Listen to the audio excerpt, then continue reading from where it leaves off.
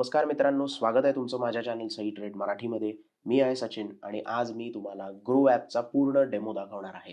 Fund add करण्यापासून ते stock bye करण्यापर्यंतचा पूर्ण डिटेल आपण या व्हिडिओमध्ये आज बघणार आहोत. तर व्हिडिओ शेवटपर्यंत बघा आणि आमच्या चॅनलला अजून जर सबस्क्राईब नसेल केलं तुम्ही तर लवकरात लवकर चॅनलला सबस्क्राईब करा. तर वेळ न घालवता आपण सुरू करूया आजचा व्हिडिओ. सगळ्यात पहिल्यांदा आपण जाऊया ग्रो ॲपवर. ग्रो ॲपची लॉग इन प्रोसेस मी इथे दाखवलेली नाही आहे, कारण तुम्ही तुमचं UCC वापरून आणि पासवर्ड वापरून नॉर्मली लॉग इन इथे करू शकता किंवा तुम्ही सेट पिन पण करू शकता. इथे तो पिन सेट केल्यानंतर 4 अंकी पिन असतो, तो टाईप केल्यानंतर तुमचं लॉग इन होऊन जातं. तर सगळ्यात पहिल्यांदा आपल्याला काय करायचं असतं की डीमॅट अकाउंट नंतर ओपन झाल्यानंतर त्याच्यामध्ये पैसे ऍड करायचे असतात. तर तुम्ही ग्रो ॲप जर बघाल तर इथे तुम्हाला पूर्ण एक्सप्लोअरमध्ये Nifty, top loser, top gainer, त्याच्यानंतर न्यूज मधले स्टॉक या सगळ्याची माहिती समोर दिसते. इथे FNO सेगमेंट आहे. FNO सेगमेंट, IPO आणि SGP चे सेगमेंट तुम्हाला बघायला मिळतात. आपल्याला सगळ्यात पहिला करायचं आहे तो म्हणजे फंड ऍड करायचा आहे. तर इथे तुम्हाला दिसेल की बॅलन्स अवेलेबल फॉर स्टॉक्स, म्हणजे स्टॉक्स बाय करायसाठी फंड जो अवेलेबल असतो तो तुम्हाला इथे दिसतो. आता सध्या इथे काही नाहीये, पैसे ऍड केलेले नाहीयेत, त्यामुळे आपण आता ऍड मनीवर क्लिक करणार आहोत.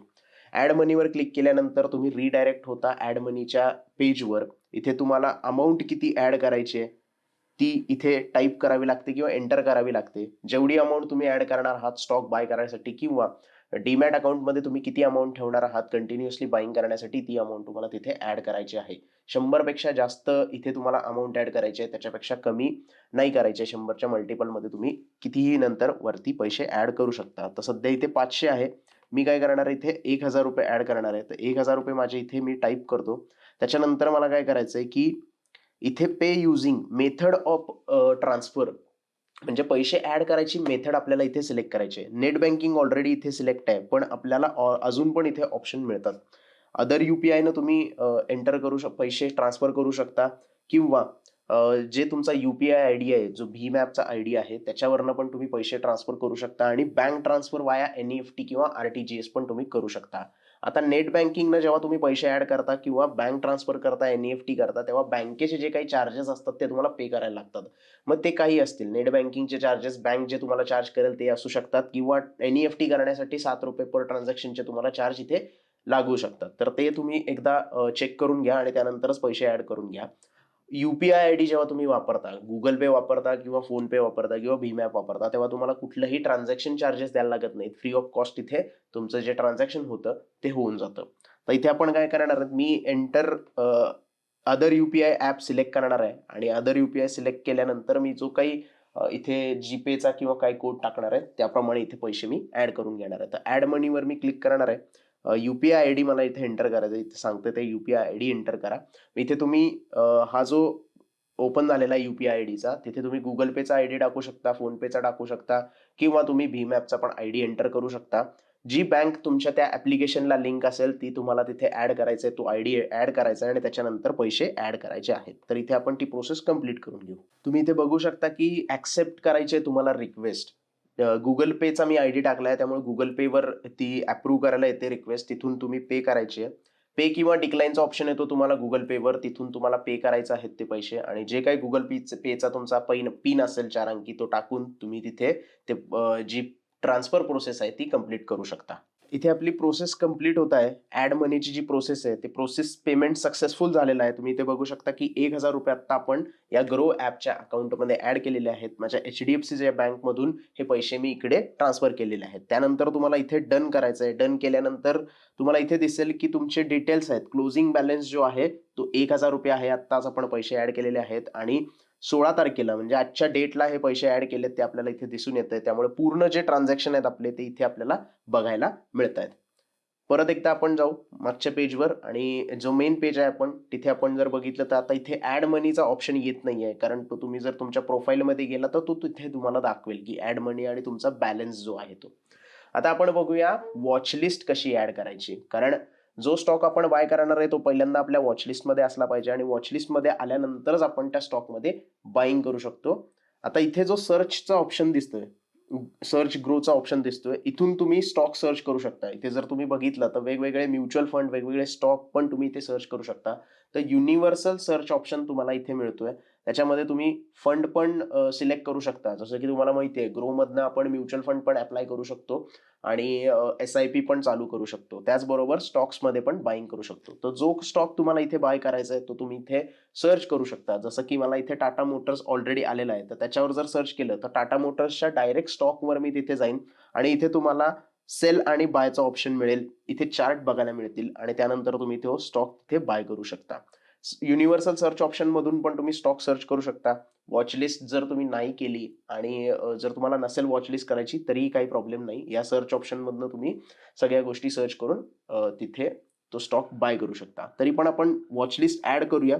थोडंसं खाली स्क्रोल केल्यानंतर आपल्याला इथे व्ह्यू ऑल वॉच लिस्ट दिसतंय. त्याच्यावर आपण क्लिक केलं की सध्या इथे एक वॉच लिस्ट आहे, पण कुठलाही स्टॉक तिथे ऍड झालेला नाहीये.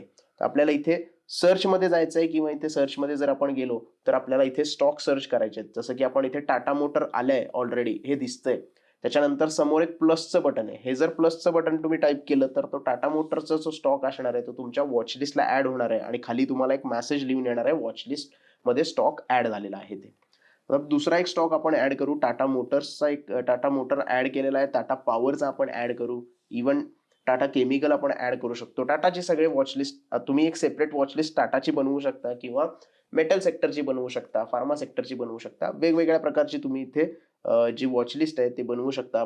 फक्त तुम्हाला तो स्टॉक सर्च करायचे आणि त्याच्या समोरचं जे प्लस बटन आहे ते क्लिक करायचं. जर मागे जाऊन तुम्ही बघितलं तर या पर्टिक्युलर वॉचलिस्टमध्ये आपल्याला टाटा केमिकल, टाटा पॉवर आणि टाटा मोटर आत्ता जे आपण ऍड केले ते ऍड होताना तुम्हाला दिसतील. जर वॉचलिस्टच तुम्हाला नवीन बनवायची आहे, जसं मी म्हणलं की बघ अशी फार्मा सेक्टरची वेगळी वॉचलिस्ट करायची आहे, मेटल सेक्टरची वेगळी वॉचलिस्ट करायची आहे किंवा फक्त निफ्टीची आणि बँक निफ्टीची वेगळी वॉचलिस्ट करायची आहे, तर तुम्हाला काय करायचंय, सिम्पली जे वॉचलिस्ट लिहिलंय त्याच्यावर थोडंसं क्लिक करायचंय.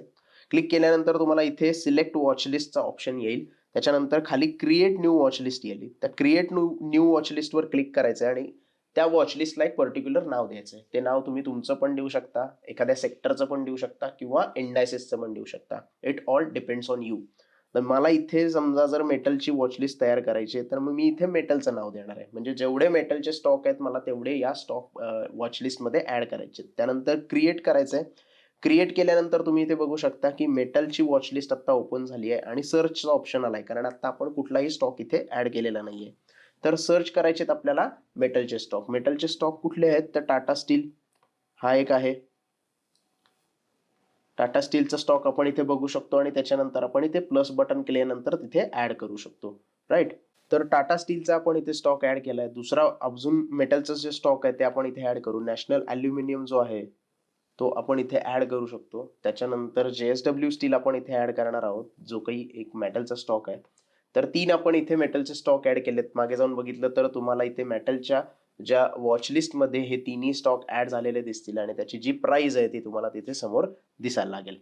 तर या पद्धतीनं तुम्ही वेगवेगळ्या प्रकारचे वॉचलिस्ट तयार करू शकता. तुमची फेवरेट वॉचलिस्ट तयार करू शकता. जे काही तुमचे फेवरेट स्टॉक आहेत त्याबद्दलची वॉचलिस्ट तयार करू शकता आणि त्याप्रमाणे तुम्ही त्याचं ट्रॅकिंग करू शकता. स्टॉकमध्ये त्या ट्रॅक करू शकता.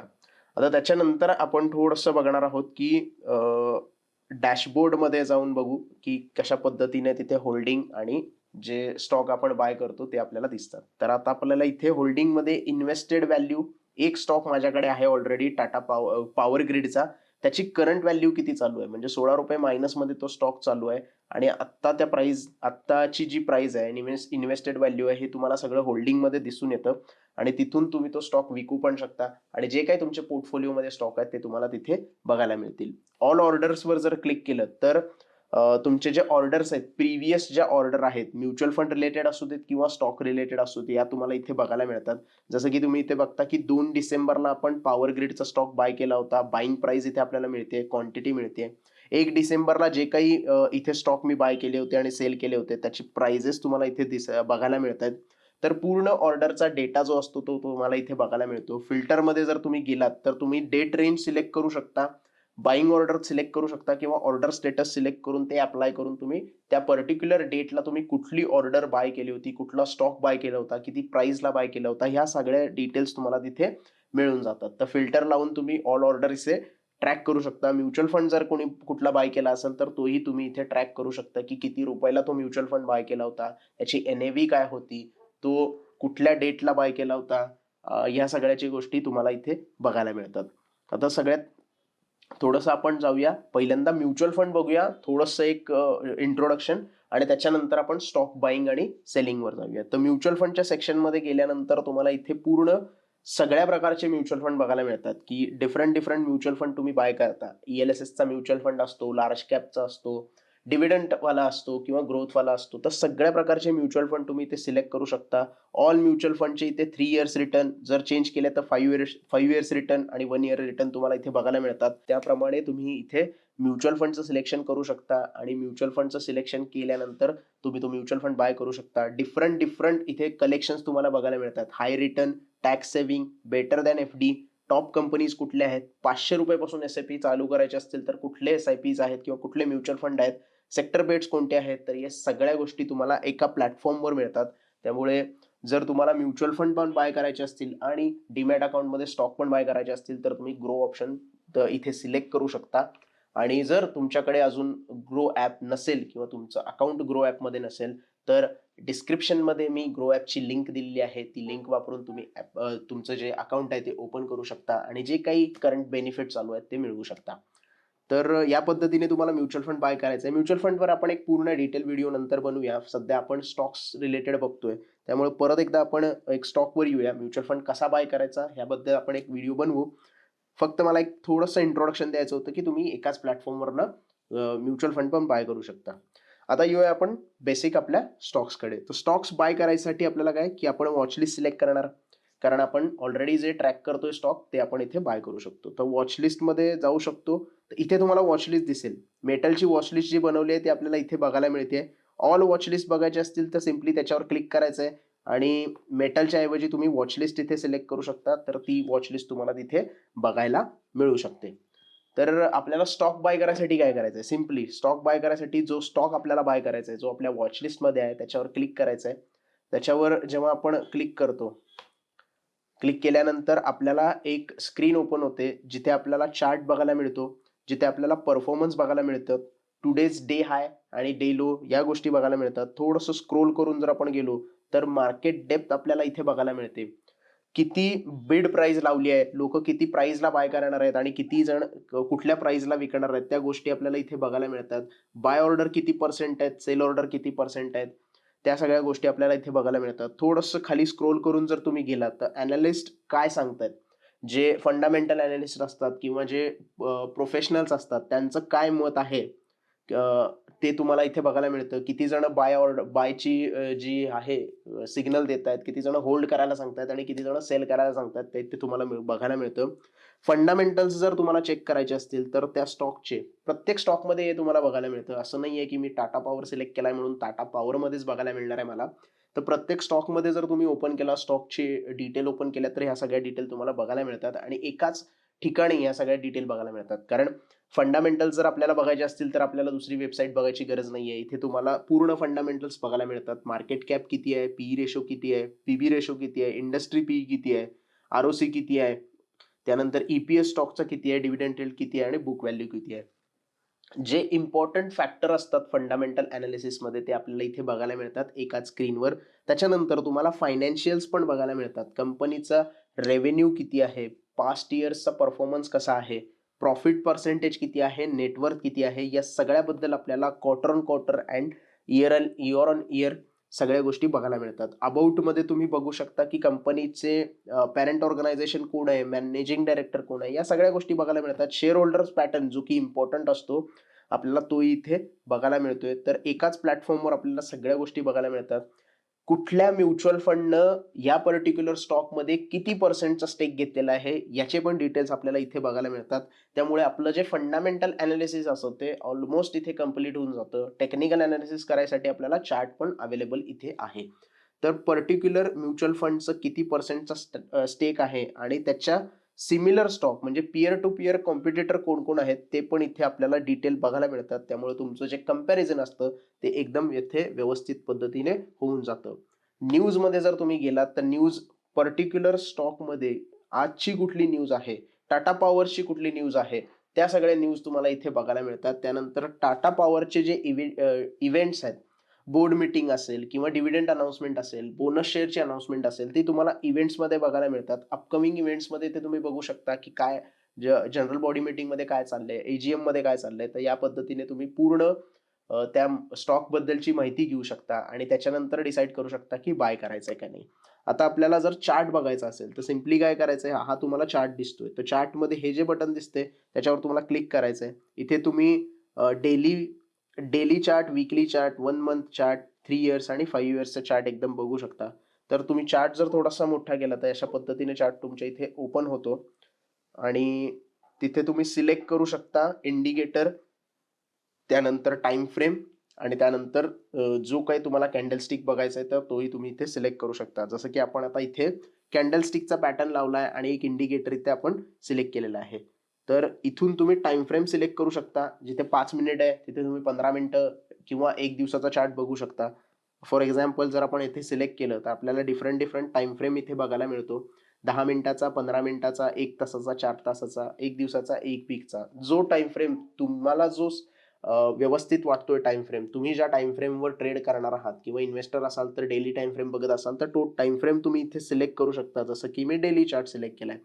तर डेली चार्ट सिलेक्ट केल्यानंतर तुम्हाला एक कॅन्डल जी असते, ही एक पर्टिक्युलर जी कॅन्डल असते, ती कॅन्डल तुम्हाला एका दिवसाची कॅन्डल इथे दिसते.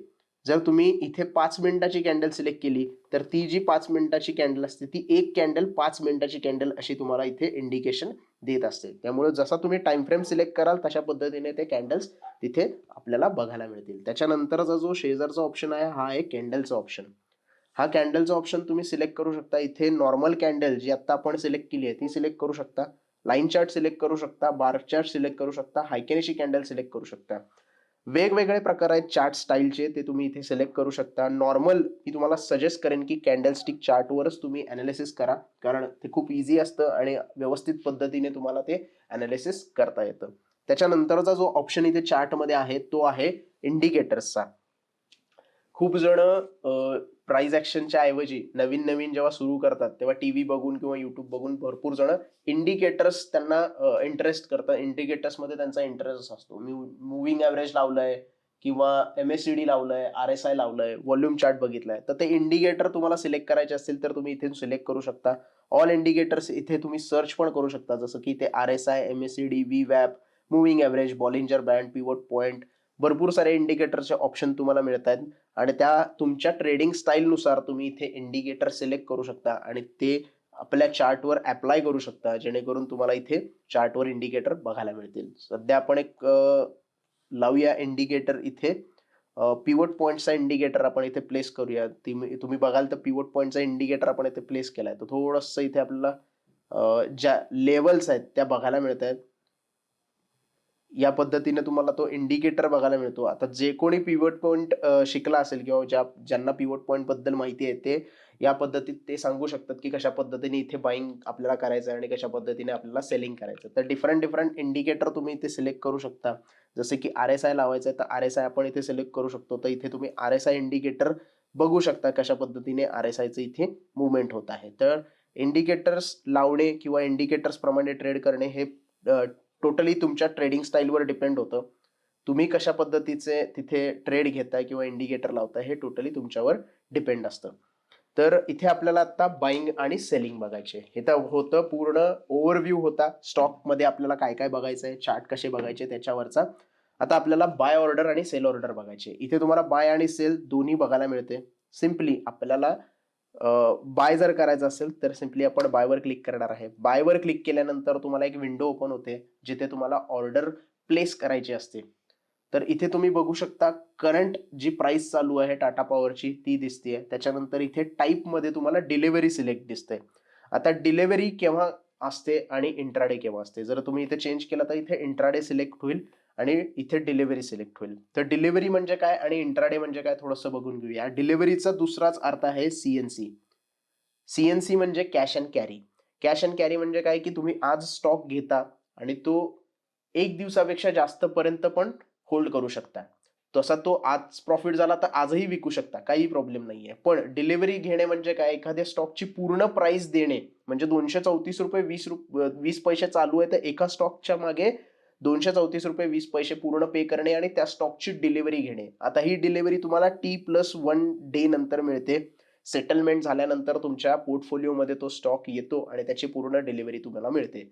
तर त्याच्या अगोदर जर तुम्हाला प्रॉफिट झाले, समजा एखाद्याने आज टाटा पॉवरचे 100 स्टॉक घेतले आणि आज संध्याकाळपर्यंतच त्याला 4-5 रुपयाचं प्रॉफिट झालं आणि तो म्हणला 500 रुपयाचं प्रॉफिट बास आहे, मी आजच्या आज तो विकणार आहे.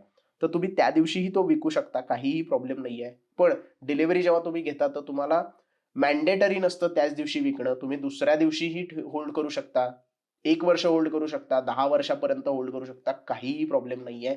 जोपर्यंत तुमचं टार्गेट येत नाही तोपर्यंत तुम्ही ते होल्ड करू शकता आणि त्यानंतर तुम्ही ते विकू शकता. त्यामुळे डिलिव्हरी म्हणजे CNC कॅश अँड कॅरी.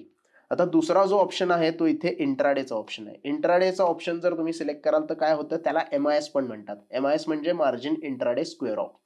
काही ठिकाणी MIS येतं, काही ठिकाणी इंट्राडे येतं. आता मार्जिन इंट्राडे स्क्वेअर ऑफ म्हणजे काय, की तुम्हाला जी पोझिशन आहे ती 3 वाजून 30 मिनिटापर्यंतच ठेवायची आहे आणि त्याच्यानंतर ती ऑर्डर तुमची बाय डिफॉल्ट ऑटोमॅटिकली एक्झिक्यूट होईल आणि तुम्ही त्या स्टॉकमधनं एक्झिट होऊन जाल. तर तुम्हाला फक्त एका दिवसासाठी ट्रेड करण्यासाठी ती ऑर्डर असते आणि फक्त तुम्ही तो स्टॉक 1 दिवसासाठीच होल्ड करू शकता, त्याच्यापेक्षा जास्त होल्ड करू शकत नाही. आता 3 वाजून 30 मिनिटांना मार्केट बंद होतं, बरोबर. ग्रो ॲपचं जर तुम्ही टायमिंग बघितलं तर साधारण 3 वाजून 15 मिनिटापर्यंतचं असतं. 3 वाजून 15 मिनिटानंतर जर तुम्ही ही ऑर्डर तशीच ठेवली तर ऑटोमॅटिकली स्क्वेअर ऑफ होते आणि त्याचे तुम्हाला एक्स्ट्रा चार्जेस पे करायला लागतात, ज्याला कॉल अँड ट्रेड चार्जेसमध्ये ॲड केलं जातं. तर त्यामुळे 3 वाजून 15 मिनिटापर्यंतचं टायमिंग तुम्हाला लक्षात ठेवायचं आहे, की इंट्राडे करताना आपल्याला 2:15 ते 3:15 किंवा 3:30 जर तुम्ही ऑटो स्क्वेअर ऑफ करणार नसाल किंवा ऑटो स्क्वेअर ऑफ होऊ देणार असाल तर 3:30 पर्यंत तुम्हाला ती वेळ असतो. आता इथे तुम्ही काय करू शकता, स्टॉक पहिल्यांदा बाय करू शकता आणि प्रॉफिट झाल्यानंतर सेल करू शकता किंवा पहिल्यांदा सेल करू शकता आणि स्टॉक खाली आल्यानंतर तिथे तुम्ही जी लोअर साईडची प्राइस आहे तिथे बाय करून ते पण प्रॉफिट कमवू शकता. त्या पण गोष्टी आपण बघणार आहोत. तर सगळ्यात पहिल्यांदा सिंपल आपण बघूया, इंट्राडे मध्ये आपल्याला किती रुपये पे करायला लागतात. तर मगाशी मी बघितलं की डिलिव्हरीमध्ये आपल्याला पूर्ण 234 रुपये पे करायला लागत होते, कारण आपल्याला तिथे पूर्ण त्याच्या स्टॉकची डिलिव्हरी घ्यायची. पण जेव्हा आपण इथे बघतोय, इंट्राडे जेव्हा आपण सिलेक्ट करतोय तेव्हा एक स्टॉक बाय करायसाठी मला फक्त 93 रुपये 90 पैसे द्यायचे आहेत. 2.5x मार्जिन इथे मला मिळतंय. म्हणजे जो स्टॉक आहे त्याच्यावर मला लिव्हरेज मिळते. 2.5x आपल्याला इथे लिव्हरेज मिळते किंवा मार्जिन मिळते आणि फक्त 93 रुपयामध्ये मी हा स्टॉक बाय करू शकतोय. तर इंट्राडेला तुम्हाला मार्जिन मिळतं, त्यामुळे कमी कॅपिटलमध्ये तुम्ही जास्त स्टॉक घेऊ शकता. जर समजा तुमच्याकडे 10,000 रुपयाचं कॅपिटल आहे आणि तुम्हाला 5x जर मार्जिन मिळालं तर तुम्हाला 50,000 रुपयेपर्यंतचे स्टॉक बाय करता येतात फक्त इंट्राडेमध्ये. त्यामुळे तुमचं जे कॅपिटल मॅनेजमेंट आहे ते व्यवस्थित पद्धतीने जर तुम्ही केलं तर इथे तुम्ही जास्त क्वांटिटीमध्ये स्टॉक बाय करू शकता आणि चांगल्या प्रकारचं प्रॉफिट पण कमवू शकता.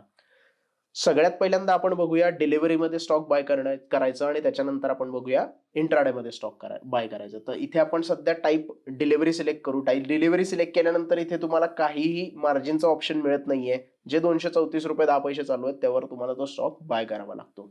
त्याच्यानंतर इथे क्वांटिटी BSE मध्ये घेणार आहात का NSE मध्ये घेणार आहात ते सिलेक्ट करायचं आहे. इथे तुम्हाला बघायला मिळेल की BSE आणि NSE चेंज होत आहे. तर BSE किंवा NSE दोन्ही एक्सचेंजेसमध्ये तुम्ही बाय करू शकता, काहीही प्रॉब्लेम नाहीये. त्याच्यानंतर इथे प्राइस आणि मार्केट सिलेक्ट आहे. तर इथे मार्केट म्हणजे काय, मार्केट म्हणजे करंट मार्केटला जी प्राइस अवेलेबल आहे त्या प्राइसला तुमचा स्टॉक बाय होणार. तुम्हाला तिथे कुठलाही ऑप्शन मिळणार नाही निगोशिएट करायचा. आपण कुठल्याही दुकानात जातो तेव्हा आपण निगोशिएट करतो. मला 20 रुपयाची गोष्ट असेल तर आपण म्हणतो की नाही 15 रुपयाला द्या. तर त्याचप्रमाणे आपण इथे स्टॉक पण निगोशिएट करू शकतो. पण जेव्हा तुम्ही इथे मार्केट सिलेक्ट करता तेव्हा त्या मार्केट प्राइसलाच तुम्हाला बाय करावं लागतं. करंट मार्केटला जी प्राइस चालू आहे त्याच्यावरच तुमचा स्टॉक बाय होतो. पण मग निगोशिएट करताना काय करायचं, तर सिम्पली मार्केटच्या ऐवजी इथे लिमिट सिलेक्ट करायचं. जसं की इथे लिमिट सिलेक्ट केलं मी. तर लिमिट सिलेक्ट केल्यानंतर काय आहे की इथे तुम्हाला प्राइस थोडीशी ऍडजस्ट करायला मिळते. तर मला 233.15 ला हा स्टॉक बाय करायचा आहे म्हणून मी ती प्राइस एंटर केली. तर जेव्हा आपण लिमिट प्राइस लावतो तेव्हा आपण एक निगोशिएशन करतो त्या स्टॉक बद्दल, त्या प्राइसचं निगोशिएशन करतो. आता मी इथे प्राइस लावली आहे 233.15. जोपर्यंत स्टॉक 233.15 ला येत नाही तोपर्यंत माझी ऑर्डर एक्झिक्यूट होणार नाही आणि ऍट द मोमेंट ती 233.15 ला येईल तेव्हा तिथे जर कोणी सेलर अवेलेबल असेल तर मी त्याचा सेल ऑर्डर एक्झिक्यूट करणार आणि माझी बाय ऑर्डर तिथे एक्झिक्यूट होऊन जाणार. म्हणजे 233.15ला जर कोणी सेलर आला तर माझी बाय ऑर्डर एक्झिक्यूट होणार, तो मला त्याचे शेअर विकणार आणि मी त्याचे शेअर्स बाय करणार. अशी सिंपल इथे प्रोसेस कंप्लीट होते. तर लिमिट ऑर्डर तुम्ही सिलेक्ट केलं तर निगोशिएशन करायला मिळतं, मार्केट सिलेक्ट केलं तर करंट मार्केटवर तुमची ऑर्डर प्लेस होऊन जाते. आता थोडंसं ऍडव्हान्स ऑप्शन मध्ये बघूया काय आहे. ऍडव्हान्स ऑप्शन मध्ये रेग्युलर ऑर्डर आणि स्टॉप लॉस ऑर्डर आणि ऑर्डर व्हॅलिडिटी या 3 आपल्याला गोष्टी बघायला मिळतात. रेग्युलर ऑर्डर मध्ये म्हणजे जी आपण आता इथे प्लेस करतोय, लिमिट सिलेक्ट करा, मार्केट सिलेक्ट करा, काही प्रॉब्लेम नाहीये. दुसरा आहे तो stop loss order. Stop loss order जेव्हा तुम्ही सिलेक्ट करता तेव्हा स्टॉप लॉस प्लेस करता मार्केटमध्ये, म्हणजे इथे तुम्हाला बघायला मिळेल, इथे कंटिन्यू मी जर केलं तर इथे तुम्हाला stop loss trigger price enter करायची असते आणि त्याच्यानंतरच तुम्ही जी ऑर्डर असतात ती प्लेस करता. म्हणजे इथे तुम्ही स्टॉप लॉस लावून मार्केटमध्ये एंट्री करता. म्हणजे समजा जर 233 रुपयाला मी बाईंग केलं, इथे 233.15ला मी जर बाईंग केलं आणि जर माझी ऑर्डर एक्झिक्यूट झाली आणि मी 230 रुपयाचा इथे स्टॉप लॉस लावला, तर माझा इथे स्टॉप लॉस 230 रुपयाचा प्लेस होईल आणि 233 रुपयाला ऑर्डर माझी एक्झिक्यूट होईल. हालाकी इथे काय होतं की बाय करतानाही तुम्ही ऑर्डर प्लेस करू शकत नाही, कारण स्टॉप लॉस जर मी आता प्लेस केला, समजा इथे 230 रुपयाचा स्टॉप लॉस प्लेस केला, तर इथे तुम्हाला लिहून येतंय trigger price should be greater than the market price. मग तुम्ही बाय करतानाही स्टॉप लॉस ऑर्डर प्लेस करू शकत नाही, फक्त सेल करतानाच तुम्ही ऑर्डर प्लेस करू शकता. तरी पण मी एक्सप्लेन केलं तुम्हाला स्टॉप लॉस कशा पद्धतीची ऑर्डर असते. तर सध्या आपण बाईंग करायची असेल तर फक्त रेग्युलर मध्ये तुम्ही बाय करा आणि जर तुम्हाला स्टॉक सेल करायचा असेल तर तुम्ही स्टॉप लॉस ऑर्डर, किंवा एकदा तुमचं बाय कंप्लीट झालं तर मग तुम्ही स्टॉप लॉस ऑर्डर लावू शकता, तिथे स्टॉप लॉस प्लेस करू शकता. त्याच्यानंतर इथे ऑर्डर व्हॅलिडिटी आहे. ऑर्डर व्हॅलिडिटी इथे आपल्याला डे दिसतीये आणि इथे इमिडिएट दिसतीये. आता डे आणि इमिडिएटचा काय अर्थ आहे, तर सगळ्यात पहिल्यांदा डे बघूया. डे म्हणजे काय की जर मी इथे लिमिट ऑर्डर प्लेस केली 233.15ची, समजा मी 233.15ची लिमिट ऑर्डर प्लेस केली आणि पूर्ण दिवसभर ही ऑर्डर माझी एक्झिक्यूटच नाही झाली, म्हणजे त्याची जी व्हॅलिडिटी आहे ती फक्त 1 दिवसासाठी असणार आहे. आणि जर ती ऑर्डर एक्झिक्यूट नाही झाली, प्राइस तिथेपर्यंत नाही आली, तर at the end of the day ती ऑर्डर माझी कॅन्सल होऊन जाणार. म्हणजे मला पूर्ण दिवसाची व्हॅलिडिटी मिळाली, पूर्ण दिवसभर ती ऑर्डर तिथे राहणार. जर प्राइस नाही आली तर 3:30 वाजता ती ऑर्डर कॅन्सल होणार. पण जर मी इथे इमिडिएट सिलेक्ट केलं आणि इमिडिएट सिलेक्ट करून जर 233.15 ची ऑर्डर मी इथे प्लेस केली, तर मार्केटमध्ये आता प्राइस चालू आहे 234, माझ्याकडे मी प्राइस एंटर केली आहे 233.15. जर 233.15ला कोणी सेलर अवेलेबल नसेल तर ती ऑर्डर इमिडिएटली कॅन्सल होऊन जाईल. हा झाला पहिला पार्ट. दुसरा पार्ट, जर समजा मी इथे 234 रुपयाची ऑर्डर प्लेस केली फॉर एक्झाम्पल आणि मी 100 स्टॉक बाय करतोय, तर समजा 234 रुपयाला 50 जण आपले स्टॉक सेल करायला अवेलेबल आहेत, म्हणजे 50 स्टॉक मी बाय करू शकतो, तर 50ची ऑर्डर माझी एक्झिक्यूट होईल आणि राहिलेल्या 50ची ऑर्डर माझी कॅन्सल होऊन जाईल. कारण सेलर फक्त 50 क्वांटिटीसाठीच अवेलेबल आहे, त्यामुळे 50 क्वांटिटी माझी बाय होईल आणि इमिडिएट आपण सिलेक्ट केलंय, त्यामुळे इमिडिएटली 50ची ऑर्डर एक्झिक्यूट होईल, राहिलेल्या 50ची ऑर्डर कॅन्सल होऊन जाईल. त्यामुळे इमिडिएट मध्ये काय करावं लागतं की तुम्हाला थोडंसं बघावं लागतं की किती सेलर अवेलेबल आहेत, जेणेकरून आपण त्यांची क्वांटिटी बाय करू शकतो आणि त्यानंतरच ती आपण ऑर्डर प्लेस करू शकतो. त्यामुळं नेहमी लक्षात ठेवा, डे जर सिलेक्ट केलं तर तुम्हाला एक पूर्ण डेची व्हॅलिडिटी मिळते. इमिडिएट सिलेक्ट केलं तर इमिडिएट ती ऑर्डर कॅन्सल होऊ शकते, तुम्हाला परत ती ऑर्डर प्लेस करावी लागू शकते. त्यामुळे इथे डे सिलेक्ट करा, कंटिन्यू करा. आता आपण जाऊया बाय ऑर्डरला. मी इथे काय करणार आहे, बाय ऑर्डर प्लेस करणार आहे पहिल्यांदा लिमिटमध्ये. पहिल्यांदा मी इथे लिमिटमध्ये तुम्हाला ऑर्डर प्लेस करून दाखवतो. 233 पॉईंट आपण इथे सिलेक्ट करूया 90, 233.90 फॉर एक्झाम्पल. लवकर ऑर्डर एक्झिक्यूट व्हावी यासाठी आपण काय करू, इथे 234 सिलेक्ट करू. 234 सिलेक्ट केल्यानंतर जी ऑर्डर असेल ती आपली एक्झिक्यूट होईल. 234ला आल्यानंतर आपल्याला बायवर क्लिक करायचं आहे. बायवर क्लिक केल्यानंतर आपली जी ऑर्डर आहे ती इथे प्लेस म्हणून आपल्याला ऑर्डर प्लेस झालेली आहे म्हणून आपल्याला इथे मेसेज येईल. आपल्याला ऑर्डर डिटेल्स बघायचे असतील तर आपण इथे ऑर्डर डिटेल्स बघू शकतो. ऑर्डर डिटेल्समध्ये गेल्यानंतर तुमचा 0 to 1 शेअर अजून ऑर्डर एक्झिक्यूट झालेले नाहीये. ऑर्डर टाईप कुठली आहे आपली, बाय ऑर्डर आहे, डिलिव्हरी आहे आणि रेग्युलर आहे. लिमिट प्राइस आपण काय लावली आहे 234. एक्सचेंज आपण सिलेक्ट केलंय NEC आणि व्हॅलिडिटी आपण सिलेक्ट केली आहे डे.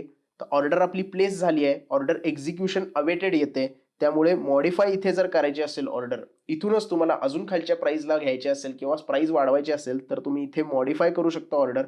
मॉडिफाय केल्यानंतर परत तुमच्या त्याच प्राइसला येणार आणि त्यानंतर तुम्ही ती ऑर्डर मॉडिफाय करू शकता. आता इथे मला जर ऑर्डर मॉडिफाय करायची आणि 0.5 करायचे तर कन्फर्म चेंजेस करणार मी आणि कन्फर्म चेंजेस केल्यानंतर मॉडिफाय ऑर्डर रिक्वेस्टेड असे आलेला आहे इथे मेसेज. तर डिटेलमध्ये गेल्यानंतर तुम्हाला ऑर्डर चेंज झालेले दिसेल. 234.05 आपण ऑर्डर आत्ता केली आहे. अजूनही अवेटेड दाखवतंय. 3:30 वाजेपर्यंत अवेटेड राहणार जर प्राइस नाही आली तर. आणि कॅन्सल जर ऑर्डर करायची असेल तर इथून तुम्ही ऑर्डर कॅन्सल करू शकता. तर सध्या आपण वेट करूया आपली प्राइस येते का नाही याच्यासाठी. तुम्ही जर डॅशबोर्डला आलात तर इथे आपण मागे आल्यानंतर डॅशबोर्डला आलो. तर डॅशबोर्डला आल्यानंतर पण आपल्याला इथे ओपन ऑर्डर बघायला मिळते. तर ऑर्डर डिटेल्समध्ये पण तुम्ही तिथे बघू शकता आणि डॅशबोर्डमध्ये पण इथे तुम्हाला ओपन ऑर्डर ज्या आहेत त्या बघायला मिळतील. टाटा पॉवर आपण इथे ऑर्डर एक्झिक्यूट लिमिट लावली आहे 234.05. आपली ऑर्डर इथे एक्झिक्यूट झाली आहे. थोडंसं आपण इथे रिफ्रेश केलं मी. रिफ्रेश केल्यानंतर तुम्हाला इथे बघायला मिळेल टाटा पॉवरचा एक शेअर जो आहे तो आपण इथे बाय केलेला आहे 234.05 च्या प्राइसला. करंट प्राइस चालू आहे 233.95. तर अशा पद्धतीने तुम्ही बाय ऑर्डर इथे प्लेस करू शकता आणि इथे लगेच तुमची जी इन्व्हेस्टेड व्हॅल्यू आहे ती चेंज झाली आहे. करंट व्हॅल्यू इथे चेंज झाली आहे कारण आपण इथे काय केलंय की ऑलरेडी पॉवर ग्रिड बाय केला होता आणि त्याच्यानंतर प्लस इथे टाटा पॉवर ऍड केला आणि त्याच्यानंतर इथे आपली प्राइजेस चेंज होताना आपल्याला दिसत आहेत. तर त्या स्टॉकवर क्लिक केलं, रिटर्न्सवर जर तुम्ही क्लिक केलं तर तुम्हाला इथे रिटर्न्स बघायला मिळतील. आत्ता किती रुपये आपण कमवलेत या स्टॉकमध्ये पॉवर ग्रिडमध्ये पण ते दिसते. आणि जर तुम्हाला स्टॉक सेल करायचा असेल तर सिम्पली त्या स्टॉकवर क्लिक करायचं आहे. स्टॉकवर क्लिक केल्यानंतर इथे तुम्हाला सेलचा ऑप्शन येतो. इथे तुम्ही बाय अजून जर स्टॉक ऍड करायचे असतील तर बाय करू शकता आणि जर सेल करायचं असतील तर सेल आपण इथून डायरेक्टली करू शकतो. सेल करताना आपल्याला सिम्पली सेलवर क्लिक करायचं आहे. सेलवर क्लिक केल्यानंतर परत एकदा तुम्हाला एक ऑर्डर विंडो ओपन होते. जर तुम्ही डिलिव्हरीमध्ये बाईंग केलं असेल तर तुम्हाला डिलिव्हरीमध्येच सेल करावे लागणार कारण इथे तुम्हाला शेअर्स अवेलेबल दिसून येतं. डिलिव्हरीचे शेअर्स तुम्ही त्या दिवशीही विकू शकता किंवा दुसऱ्या दिवशी किंवा तिसऱ्या दिवशीही विकू शकता जर तुमचं टार्गेट कंप्लीट झालं तर. क्वांटिटी जेवढी क्वांटिटी तुम्ही डिलिव्हरीमध्ये बाय करताना बाय केलेली आहे, क्वांटिटी सिलेक्ट केली आहे तेवढीच क्वांटिटी इथे तुम्हाला सिलेक्ट करायची आहे. इथे परत तुम्ही मार्केटला सिलेक्ट करू शकता किंवा लिमिट सिलेक्ट करू शकता जर तुम्हाला सेल करायचं असेल. समजा प्राइस वाढली आणि 237 गेली आणि तुम्हाला 238 ला सेल करायचं आहे तर तुम्ही इथे लिमिट सिलेक्ट करायचं आणि 238 ची ऑर्डर प्लेस करू शकता. त्या पूर्ण दिवसभरात जर 238 प्राइस आली तर तुमचा स्टॉक सेल होऊन जाणार. जर नाही आली तर 3:30 वाजता ऑर्डर कॅन्सल होणार कारण व्हॅलिडिटी आपण कायम डे ठेवायची आहे. त्यामुळे सेल करताना या पद्धतीने आपल्याला ऑर्डर प्लेस करायची आहे. इथे लिमिटची ऑर्डर मी एक प्लेस करून दाखवतो. 236 ला आपण लिमिट ऑर्डर लावूया आणि सेल ऑर्डर प्लेस करून ठेवूया. तर आपली सेल ऑर्डर इथे प्लेस झालेली आहे. ऑर्डर डिटेल्समध्ये आपण जर गेलो तर आपल्याला बघायला मिळतील किंवा आपण जर डॅशबोर्डमध्ये गेलो तर डायरेक्ट आपण इथे डॅशबोर्डला जातो तर डॅशबोर्डला पण आपल्याला इथे ओपन ऑर्डर सेलची बघायला मिळते. मार्केट प्राइस चालू आहे 234.05. आपण ऑर्डर लावली आहे 236 ला. तर अशा पद्धतीने तुम्ही इथे स्टॉकमध्ये बाईंग आणि सेलिंग करू शकता डिलिव्हरीचा ऑप्शन वापरून. डिलिव्हरीचा ऑप्शन वापरला तर तुम्हाला पूर्ण त्या स्टॉकची डिलिव्हरी घ्यायला लागते. इंट्राडे मध्ये आपण मार्जिनचं ट्रेडिंग करणार आहोत.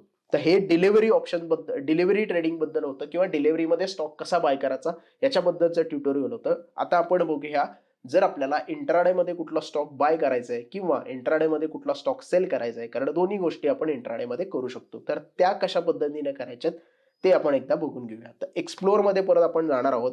एक्सप्लोर मध्ये गेल्यानंतर आपण वॉचलिस्ट बघणार आहोत कारण आपण वॉचलिस्ट बघून सिलेक्ट करूया की कुठला स्टॉक बाय करायचा आहे किंवा कुठला स्टॉक सेल करायचा आहे.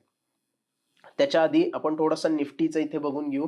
निफ्टी सध्या फ्लॅट चालू आहे 39 पॉईंट मायनस मध्ये आहे. सेन्सेक्स 171 मायनस आहे. आणि इंट्राडे मध्ये जेव्हा तुम्ही स्टॉक बाय करता तेव्हा तुमचं अनालिसिस प्रॉपर असलं पाहिजे. आता मी तुम्हाला दाखवणार आहे फक्त ऑर्डर कशी एक्झिक्यूट करायची, काय करायचं, पण माझं कुठल्याही स्टॉकचं अनालिसिस नाही आहे. पण ही एक तुम्हाला सजेशन आहे किंवा हे एक माझ्याकडनं एक विनंती आहे की जर तुमचं अनालिसिस नसेल कुठल्या स्टॉकवर तर तुम्ही त्या स्टॉकमध्ये इंट्राडे करू नका. होमवर्क करा, तो स्टॉकचं बिहेवियर बघा आणि त्याच्यानंतरच पूर्णपणे त्याच्यामध्ये डिसिजन घ्या इंट्राडे करायचं. सो विदाउट अनालिसिस अजिबात मार्केटमध्ये इंट्राडे करू नका, मार्जिन मिळत असते तरी पण. तर इंट्राडे ऑर्डरसाठी मी तुम्हाला एक स्टॉक सेल करून दाखवणार आहे. कारण डिलिव्हरीमध्ये आपण एक स्टॉक बाय करून बघितला, तर इंट्राडेमध्ये आपण एक स्टॉक सेल करून बघूया, जेणेकरून तुम्हाला बाईंग आणि सेलिंगचं दोन्ही गोष्टी बघायला मिळतील. तर नॅशनल ॲल्युमिनियमचा स्टॉक जो आहे तो 0.57% इथे डाऊन आहे. तर त्याचा आपण सेलसाठी सिलेक्ट करणार आहोत. आपण इथे जसं मी मगाशी सांगितलं, तर इथे सगळ्या गोष्टी तुम्हाला प्रत्येक स्टॉकबद्दल बघायला मिळतील, कशा पद्धतीने आहेत आणि त्यानुसार तुम्ही डिसिजन घेऊ शकता. चार्ट तुम्ही बघू शकता आणि चार्ट बघून झाल्यानंतर तुम्ही सेल करायचं आहे का नाही करायचं हे सिलेक्ट करू शकता.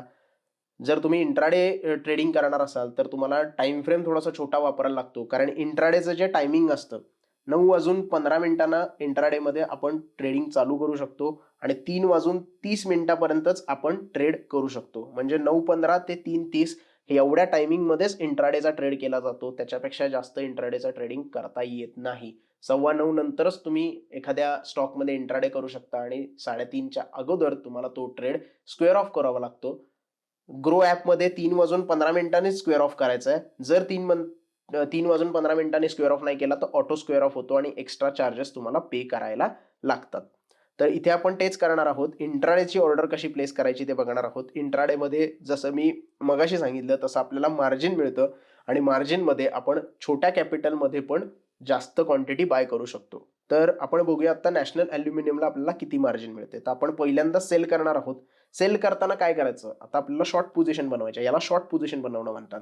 एखादा स्टॉक जर समजा हाच स्टॉक घेऊया 122 रुपयाला आहे, तर 122ला जर तुम्ही तो स्टॉक सेल करून टाकला आणि तो स्टॉक जर 120 रुपयाला आला, तर 122 ते 120 ही त्याची डाऊनवर्ड मुवमेंट झाली. म्हणजे तुम्ही जर 122ला सेल केला असाल आणि तो आत्ता जर 120 रुपयाला असेल तर तुम्ही 2 रुपये फायद्यामध्ये आहात. तर मग 120ला आल्यानंतर तो स्टॉक परत एकदा आपल्याला बाय करून टाकायचा आहे आणि जो मधला डिफरन्स आहे तो आपलं प्रॉफिट असणार आहे. त्यामुळे अशा पद्धतीने तुम्ही शॉर्ट पोझिशन बनवू शकता किंवा इंट्राडेमध्ये ही शॉर्ट पोझिशन बनवायला तुमचा जो ब्रोकर असतो तो तुम्हाला बेनिफिट देऊन टाकतो, तो की तुम्हाला हाय प्राइसला एखादा जर स्टॉक सेल करायचा असेल तर तुम्ही इथे सेल करून इथे जर बाय करणार असाल तर त्या गोष्टी तुम्ही करू शकता. तुमच्याकडे स्टॉक अवेलेबल नाहीये तरीही तो स्टॉक तुम्ही ब्रोकरच्या मदतीने पहिल्यांदा सेल करू शकता. जेणेकरून इथे दिसते तुम्हाला 123.50ला जर तुम्ही सेल केला असता सकाळी आणि त्यानं जो लो मारलाय तो 120.50चा मारलाय, म्हणजे हे टोटल तुम्हाला 3 रुपयाचं प्रॉफिट दिवसभरात झालं असतं. हे तुमचं शॉर्ट पोझिशनचं प्रॉफिट असतं. हाय प्राइसला सेल करायचा, लो प्राइसला आल्यानंतर बाय करायचा, हे याला शॉर्ट पोझिशन बनवणं म्हणतात. नॉर्मलमध्ये आपण काय करतो, लो प्राइसला बाय करतो आणि हाय प्राइसला सेल करून देतो आणि जो प्रॉफिट असतो तो आपण बुक करतो. तर इथे तुम्ही दोन्ही गोष्टी करू शकता इंट्राडेच्या मदतीनं. बाईंग पण करू शकता, सेलिंग पण करू शकता. पण सगळ्यात इम्पॉर्टंट गोष्ट ॲनालिसिस आहे. ॲनालिसिस प्रॉपर तुमचा असला पाहिजे. तर वेळ न घालवता आपण सेल पोझिशनला जाऊया. सेल पोझिशनला गेल्यानंतर तुम्हाला इथे दिसतंय, इथे सध्या दिसून बघून आपल्याला काय बघायला मिळते, your account has no share to sell. हे का दिसतंय, कारण इथे डिलिव्हरी सिलेक्ट आहे. डिलिव्हरीला तुम्ही शॉर्ट सेल करू शकत नाही, फक्त इंट्राडेला करायचं आहे. म्हणून टाईप आपण इंट्राडे केला. टाईप इंट्राडे केल्यानंतर आपल्याला इथे मार्जिन पण दिसतंय. 5x मार्जिन मिळते, म्हणजे 121.65चा एक स्टॉक मी 24.40 रुपयात सेल करू शकतो. म्हणजे 5xचं मार्जिन इथे मला मिळते. माझ्याकडे जर 10,000 असतील तर 50,000 रुपयेपर्यंतची क्वांटिटी मी इथे सेल करू शकतो किंवा बाय करू शकतो. आता आपण सेलचं बघतोय म्हणून मी फक्त सेलचं एक्झाम्पल देतोय. तर मी इथे काय करणार आहे, सेल करणार आहे. सेल करताना मी काय करणार, 10 क्वांटिटी सेल करणार आहे. 10 क्वांटिटी सेल करायला मला पैसे किती लागणार आहेत, 243 रुपये. इथे तुम्हाला लगेच दिसून येतं की 243 रुपये मला इथे लागणार आहेत. करंट बॅलन्स माझा किती आहे, 765 रुपये. म्हणजे 765 मधले फक्त 243 रुपये यूज होणार आहेत आणि हे 10 शेअर जे आहेत ते सेल होणार आहेत.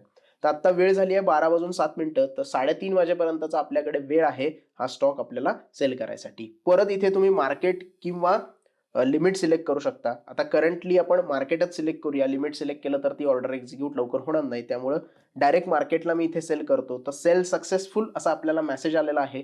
ऑर्डर डिटेल्समध्ये तुम्ही ते पूर्ण डिटेल्स बघू शकता किंवा डन जर केलं तर आपल्याला इथे डॅशबोर्डमध्ये जी इंट्राडे पोझिशन आहे, इथे तुम्हाला इंट्राडे पोझिशन वेगळी दिसते. इथे तुम्हाला जे होल्डिंगची पोझिशन आहे ती वेगळी दिसते आणि ओपन ऑर्डर्स इथे वेगळ्या बघायला मिळतात.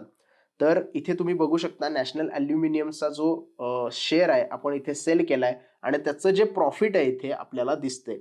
10 शेअर आपण सेल केलेले आहेत 121.60ला. करंट प्राइस चालू आहे 121.70.